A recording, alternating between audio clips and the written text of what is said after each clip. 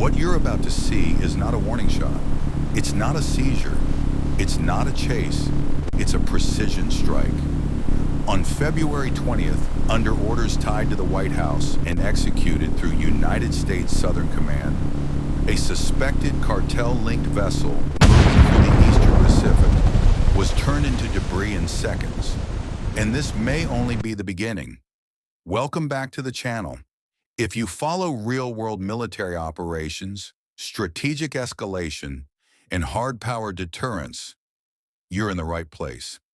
Today we're breaking down the latest U.S. kinetic strike at sea, coordinated cartel interdictions with Mexico, and comments suggesting operations could expand to land. This is not speculation. This is active military posture. Let's get into it. According to official reporting, Joint Task Force Southern Spear conducted a lethal kinetic strike on a vessel operating along known narcotics trafficking routes. Intelligence confirmed the vessel was actively engaged in trafficking operations. 3 traffickers were killed. No U.S. personnel were harmed.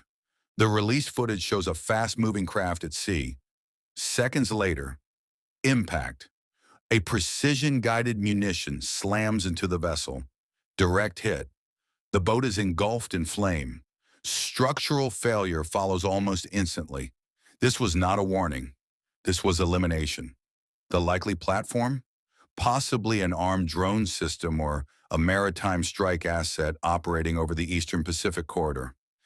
Either way, the message is unmistakable. The ocean is no longer a safe highway. This wasn't a one-off. Over the past weeks, multiple vessels have been struck.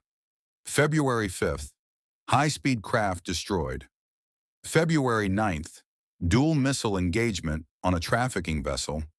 February 13th, large transport boat eliminated. February 16th, 3 boats neutralized in a single operation. Every strike follows the same structure. Track, confirm, engage, destroy. That's operational consistency, and that means doctrine. At the same time, Mexican authorities intercepted a semi-submersible narco sub. These vessels are designed to ride low in the water, harder to detect, harder to track. Mexican forces boarded the vessel and seized a significant drug shipment before it could reach U.S. shores. This signals something important. Regional coordination is increasing. This is no longer isolated interdiction. It's synchronized pressure. Now here's where it escalates. During a recent interview, President Donald Trump suggested maritime routes were targeted first to prevent traffickers from shifting offshore. And then he said something that raised eyebrows. Operations may move to land. If that happens, we're no longer talking about sea denial. We're talking about cross-border kinetic targeting. That would represent a dramatic expansion in operational scope.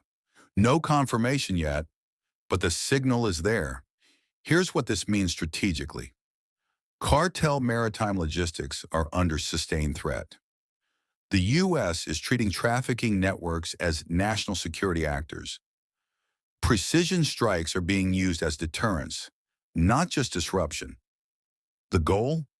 Destroy supply chains before product reaches U.S. territory. If maritime corridors become too costly, traffickers adapt. And the question is, can they adapt fast enough?